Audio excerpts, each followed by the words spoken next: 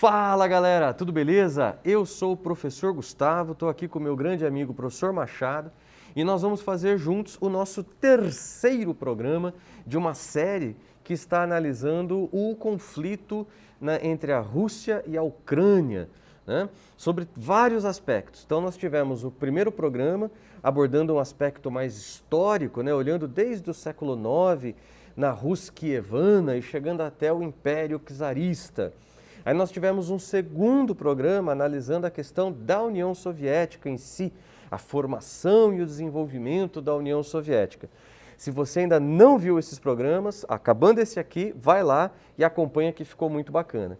E hoje, eu e o Machado vamos conversar exatamente sobre esse momento da dissolução, do fim da União Soviética, caminhando até o início da guerra que nós infelizmente observamos naquela região hoje.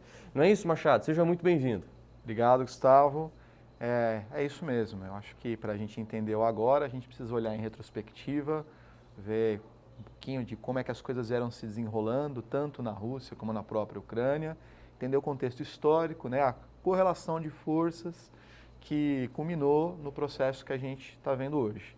Acho que é o principal ponto, a gente entender um pouquinho, puxar um pouquinho na história aí, fazer uma retrospectiva das transformações, das mudanças que vem determinando o cenário que a gente está vendo hoje. Então, seguindo nessa linha, Machado, vamos começar por aí, né? Começar com o fim da União Soviética e eu te pergunto, né? Quais são as principais transformações, consequências, não só para a Europa, para a Ásia, mas para o mundo todo depois do fim da União Soviética? Bom, acho que a primeira do ponto de vista geopolítico, a transformação do próprio mapa, né, da Europa e, portanto, do mundo. Quando a gente olha no mapa do que era a União Soviética, e aquilo que se tornou essa região depois da União Soviética, a gente vai perceber que a fragmentação, né, da União das Repúblicas Socialistas Soviéticas, ela colocou imediatamente no mundo 15 novos países. A Rússia se tornou a principal herdeira da União Soviética, ela vai herdar, por exemplo, o lugar da União Soviética na ONU, né, no Conselho de Segurança, no Comitê Olímpico Internacional, e junto com ela você tem outras 14 repúblicas, né, alguns povos, algumas regiões se mantiveram dentro da própria Federação Russa, se mantiveram aí como autônomas, com diferentes níveis de autonomia, mas esse é o mapa do mundo pós-1991. Essa é a primeira transformação. Outra, a transformação de caráter econômico. Se a gente para olhar, do ponto de vista histórico, essas repúblicas conviveram durante décadas com uma economia planificada, super centralizada no Estado, e a gente vai ter a transição para o capitalismo, e essa transição para as economias de mercado capitalistas, ela ocorreu de forma diferente entre as repúblicas. E de forma muito dura em algumas delas, a exemplo da própria Rússia. Então a década de 90 vai ser uma fase da história da Rússia em que, além da moral, né, abatida, porque a gente pode considerar uma derrota na Guerra Fria, em que eles precisaram se converter num sistema que eles combateram durante décadas, você tem aí a recessão, que vai aumentar, a taxa de desemprego, né, o aumento da própria corrupção, o aumento da ação de máfias, né, o aumento das próprias taxas de suicídio, alcoolismo. Então essa fase é uma fase muito dura. E durante essa década de 90, a Rússia era governada pelo primeiro presidente da Rússia pós-União Soviética, que foi o Boris Yeltsin, e que teve como seu último primeiro-ministro o Vladimir Putin, que é atual presidente. Então ele chega no cenário, né, da Rússia como um primeiro-ministro que depois vai se tornar presidente. E aqui tem duas coisas paralelas, Gustavo, que eu acho importante a gente lembrar. Durante os anos 90, de um lado, a Ucrânia, agora um país independente da Rússia, ela se desnucleariza. Isso quer dizer que ela abre mão de uma parte do arsenal soviético que estava no seu território, e ela abre mão desse arsenal soviético, desse arsenal nuclear, melhor dizendo, justamente em troca do reconhecimento da Rússia de sua soberania.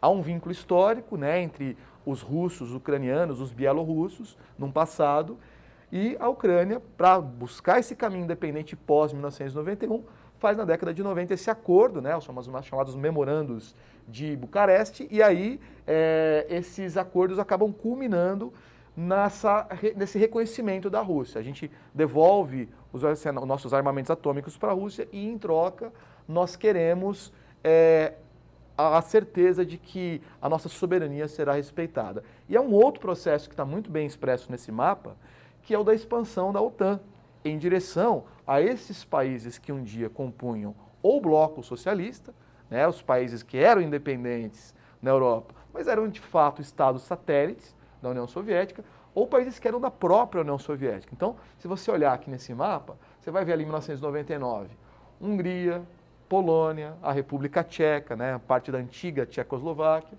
que eram países do bloco socialista e que foram sendo incorporados à OTAN. E você vai ver depois, em 2004, 2017, essa expansão acontecendo. Notem que, inclusive, você vai ter países que eram do pacto rival, da aliança militar rival da OTAN, que é o Pacto de Varsóvia, que acabou, né, havia sido criado em 1955 e que acabou em 1991 junto com a União Soviética. E aqui tem um ponto bem importante, Gustavo, que é o seguinte: no Tratado do Atlântico Norte, né, a sigla OTAN, quer dizer Organização do Tratado do Atlântico Norte, há uma questão que é de que, no seu artigo 5º, ela define que uma agressão contra qualquer um dos membros da OTAN significa uma agressão contra todos. Então, uma eventual, por exemplo, invasão de um país da OTAN pela Rússia, por exemplo, a Polônia, que é um país que passou a adentrar, né, passou a negociar e depois adentrou a OTAN em 99, significaria que todos os demais países dessa aliança teriam a obrigação de defender. Inclusive, Machado, quem viu no programa passado, a gente falou, né, sobre a formação do Pacto de Varsóvia e da OTAN. Nesse contexto pós-União Soviética, né, 91 para frente, a gente percebe que a parte azul mais clara do mapa, a OTAN vem se aproximando cada vez mais, vai tendo fronteiras, inclusive, mais ao norte ali com a Rússia, e a Ucrânia, então, passa a ser um local absolutamente chave nesse contexto, né? Porque uma vez que a Ucrânia entrasse para a OTAN, a Rússia talvez não pudesse fazer o que está fazendo agora. Perfeito. Porque uma guerra contra, se a Ucrânia fosse membro da OTAN, uma guerra contra a Ucrânia seria uma guerra contra toda a OTAN. Perfeito. Né? E cada vez, e é curioso o fato que a OTAN foi criada durante a Guerra Fria, num contexto de Guerra Fria. Esse contexto não existe mais, mas a OTAN permanece. Perfeito. Então, de certa forma, existe não sei se o termo seria, mas uma espécie de um anacronismo de uma instituição criada num contexto para uma determinada missão, para uma determinada, né, disputa, para uma determinada Guerra Fria que se estabeleceu, e hoje ela acaba continuando a sua expansão e apertando, de certa forma, cercando a Rússia, né? Exatamente. A gente observa, então, que durante essa década de 90, e mesmo durante o início dos anos 2000, o poder político, econômico dessa Rússia combalida após a União Soviética, para fazer frente, para se opor a essa expansão da OTAN, ele era menor. Né? Ocorre que, com a era Putin, a coisa começa a mudar de cenário e há um ressentimento com relação a com essa expansão. Há um ressentimento e uma preocupação. Né? Que preocupação é essa? Bom, se a OTAN foi criada para se opor à União Soviética e a Guerra Fria acabou, como você muito bem lembrou agora, por que a OTAN está nos cercando? O que ela está tentando fazer na nossa porta? Dentro da narrativa russa sobre o que está acontecendo hoje, essa é a grande questão central. Não é numa guerra exatamente Rússia contra a Ucrânia. Né? A gente pode dizer que é uma guerra mais Kremlin contra a OTAN. Né? Então, por que guerra Kremlin contra a OTAN? Porque o Vladimir Putin sabe que uma vez que a OTAN conseguir se expandir em direção à Ucrânia, se ele invade a Ucrânia, membro da OTAN, ele automaticamente está entrando em guerra com todos os demais membros. Exatamente. A gente pode ler no cenário atual uma espécie de tentativa de se antecipar. Eu tomo a Ucrânia antes que eventualmente ela consiga entrar na OTAN. Né? E é uma coisa importante, Gustavo, que em 2019 foi colocada uma emenda constitucional na Constituição da Ucrânia, que prevê a sua adesão simultânea, tanto à OTAN como à União Europeia. Mesmo que ela não fosse imediata nem rápida, isso é um processo demorado, isso é uma questão importante também, né, de se lembrar, de se recordar. A OTAN teve um papel bastante, digamos, difuso, incerto, embora ela constitua uma espécie de força de segurança da Europa, uma espécie de braço militar do Ocidente, mas durante o pós-Guerra Fria, ela atuou mais pontualmente em questões como, por exemplo, as guerras nos Balcãs, né, entre sérvios e bósnios, atuou também na questão de Kosovo, atuou na guerra ao terror, no Afeganistão, atuou na Primavera Árabe, né, na própria Líbia, mas com a ascensão do governo Vladimir Putin, e especialmente esses eventos recentes, desse aumento da escalada de tensão entre a Rússia e a Ucrânia, parece que o foco da OTAN voltou, né, de fato, a ser o leste europeu. Entendi.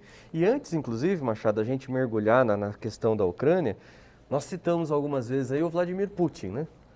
Então, que atualmente comanda a Rússia. Então eu te pergunto, né? Dentro desse contexto, nesses últimos 30 anos, né, do fim da União Soviética para cá, como é que você avalia? Qual que foi o papel do Vladimir Putin nesse contexto todo? A gente pode dizer que boa parte da história da Rússia nesses últimos 20 anos se confunde com a própria ambição, com a própria história do Vladimir Putin. Vladimir Putin, ele era um agente da KGB, depois deu origem à FSB, o Serviço Secreto Russo, se tornou primeiro-ministro do Boris Yeltsin e foi eleito, né, em 2000 pela primeira vez para presidente, reeleito em 2004. Em 2008, quando ele não podia se candidatar de novo, ele conseguiu colocar o seu braço direito, Dmitry Medvedev, para se tornar presidente, do qual ele foi primeiro-ministro. Né? Nesse período aí, 2008, 2012, ele consegue a aprovação de uma extensão do mandato presidencial de 4 para 6 anos. E aí o Medvedev poderia ter se candidatado novamente em 2012, não se candidatou para que o Putin se candidatasse, vencesse e cumprisse o mandato 2012, 2018 e último agora 2018, 2024. Né? Podendo, inclusive, de acordo com uma outra emenda agora, feita recentemente em janeiro de 2020, ficar no poder ainda 2 outros mandatos depois de 2024 e, é claro, né, se mantendo no poder como talvez o presidente mais longevo, né, ou o comandante mais longevo da história da Rússia. Agora, o que é muito importante a gente lembrar, Gustavo? Esse período de início do século XX, ele é muito marcado por um contexto econômico que a gente chama de alta das commodities. E a Rússia, né, é muito conhecida por ser um grande exportador de energia. Então, essa valorização do preço das commodities, especialmente o gás e o petróleo, que ocorreu ao longo dos anos 2000, favoreceu vários países exportadores, o Brasil inclusive, né, a Venezuela, a Arábia Saudita, entre outros, e obviamente a Rússia. Então a gente pode dizer que essa coincidência histórica acabou fazendo com que o governo Vladimir Putin conseguisse capitalizar o país e transformar boa parte desses recursos econômicos em uma recuperação econômica. Se a gente observar o próprio PIB, né, da evolução do PIB russo, de 2000, que é o início da era Putin, ali na cor azul, tá, no gráfico, em direção aos anos 2010, repare que você tem ali uma crescente. Tem uma pequena queda, tem uma perninha ali relacionada à crise de 2008, 2009, mas depois ele continua numa trajetória de crescimento até o evento aí que é a Guerra da Crimeia. Então o Putin ele soube muito explorar também essa questão da imagem dele próprio, como alguém que se coloca como alguém forte, alguém que resgata uma Rússia grande, poderosa. Ele aparece muitas vezes em imagens, caçando, lutando, né, mostrando a coisa da força, da virilidade, e de fato ele conseguiu tirar a Rússia, pelo menos durante uma boa parte da sua história, daquele atoleiro econômico em que ela se encontrava. E ao mesmo tempo, Gustavo, ele acabou também conseguindo tirar da sua frente, vamos dizer assim, vários dos seus adversários políticos. Ele conseguiu ir minando, pouco a pouco, vários dos seus adversários políticos. Tanto que a Duma, né, o parlamento russo, ele é hoje majoritariamente governista. Boa parte dos jornalistas, dos seus opositores políticos, inclusive, foram sendo pouco a pouco, né, dissolvidos. Casos, inclusive, de denúncias de envenenamento, como o caso do Alexei Navalny, né, que se opôs ao Putin abertamente, e tem várias outras histórias. Então ele é esse cara que ele consegue, ao mesmo tempo que tem um contexto histórico favorável, adotar uma estratégia de se perpetuar no poder, e quando você se mantém no poder, você tem um projeto para 10, 20 anos à frente, você consegue ter um projeto, né, de poder mais longevo, de longo prazo, mais seguro, mais estável, né, que vai culminar aí na questão da própria Ucrânia. E a gente percebe ali pelo gráfico que no início, então, da era Putin, o PIB da Rússia estava abaixo ali do PIB da Espanha e do PIB da Itália. Perfeito. E no momento ali da anexação da Crimeia, em 2014, ele ultrapassa esses 2 países, né? Ele chega a ultrapassar, inclusive, o PIB da Itália. Né? E usou muito desse período de crescimento econômico para se preparar, inclusive, não só para esse conflito, mas para toda essa situação, né, que você falou de rivalidade com a OTAN e tudo mais. Existe todo um período de preparação para isso. Né? Mas falando da Ucrânia, agora você falou uma coisa importante. Esse período de alta de commodities, da importância que o petróleo, o gás, né, tem para a economia russa. Eu acho que aí a gente bate também na importância da Ucrânia, né? Então, já chegando na Ucrânia, além de todas as questões históricas, estratégicas, saídas para o mar, que a gente já discutiu nos vídeos anteriores, por que a Ucrânia é tão importante hoje para a Rússia e também para a Europa, né? Bom, a gente pode fazer o recorte a partir de vários aspectos da Ucrânia, né? Um deles, como o próprio governo Vladimir Putin colocou no seu discurso antes de começar a operação militar contra a Ucrânia, é a questão do vínculo histórico, né, das populações. A gente observa, né, do ponto de vista étnico, do ponto de vista cultural, existe uma boa parte da população ucraniana que ela é inclusive falante de russo, que é justamente essas maiorias da população da região da Crimeia, das regiões ali separatistas de Luhansk, Donetsk. Então você tem uma questão histórica. Você tem uma outra questão importante que é geográfica. A posição da Ucrânia nas grandes planícies ali da região do Donbas, né, na região do solo, dos solos mais férteis do mundo, o solo Chernozyon, uma vez que isso coloca, né, uma vez a Ucrânia como um dos maiores produtores de alimentos do mundo, uma das regiões que tem uma das maiores produções de trigo do planeta. Então você tem uma posição estratégica, você tem uma relação cultural importante entre esses povos, você tem uma questão também, né, do relevo, da própria geografia ucraniana. Vamos lembrar que a própria expansão do nazismo em direção, né, ao Stalin, a invasão do Hitler, né, dos panzers do Hitler, ela se deu por esse corredor dessas grandes planícies. E você tem uma coisa que está, inclusive, sendo muito, né, tratada também pelos analistas, que é a importância da Ucrânia como um caminho entre os gasodutos russos e a Europa. Existe uma grande dependência dos europeus em relação aos gases da Rússia e uma virtual, né, independência e um virtual descolamento total da Ucrânia em relação à Rússia poderia significar um aumento da cobrança de commodities pelo petróleo, pelo gás, no caso principalmente, que passa por essa região, vindo da Rússia para a Europa. Então existe um temor do Putin perder o controle, né, sobre esses gasodutos, perder o acesso ao mercado europeu via Ucrânia. A Ucrânia pode decidir fechar a torneirinha do gás, poderia, né, ter decidido numa situação de conflito maior. Então você tem essa questão cultural, você tem a questão geográfica, você tem a questão econômica, que ela pesa muito. Né? E a questão também estratégica da própria posição ali da Crimeia, que a Rússia anexou em 2014. Se você observar, a Rússia é um país muito grande, mas com pouco acesso a águas quentes. E o Mar Negro, nesse sentido, que dá acesso ao Mediterrâneo, ao Oceano Atlântico, ele tem uma posição estratégica. O próprio porto de Sevastopol, um dos portos mais importantes militares, né, da Rússia. Então, a Ucrânia, além do vínculo histórico, cultural, ela é importante para a Rússia também por outras razões. E esse mapa deixa claro, né? Você vê todo o território ucraniano praticamente é coberto por gasodutos, né? E traz a informação ali importante que 66% do gás que é consumido pela União Europeia transita pela Ucrânia, né? Uma coisa impressionante. Bastante. Impressionante. Caminhando aqui para o final da nossa conversa, Machado, então, como que se deu essa escalada final, né? Como que a gente, desse contexto maior que a gente está vendo, como é que a gente chega no conflito atual, né? Como é que a gente chega nessa invasão ou nessa operação especial, como dizem os russos, mas nesse conflito entre a Rússia e a Ucrânia? Eu acho que um ponto importante para a gente, né, entender, fazer uma síntese do conflito, ele começa com a renúncia do presidente Viktor Yanukovych, em 2014, que era um grande aliado do Putin. Há todo um conjunto de protestos na Praça Euromaidan, e essa renúncia significa para o Putin perder um grande aliado. Um país que até então mantinha, né, um governo que até então mantinha a Ucrânia dentro da esfera de influência russa da região. É disso que se trata muito o conflito, é uma disputa por áreas de influência, o Putin tentando retomar um que um dia já foi a área de influência da Rússia.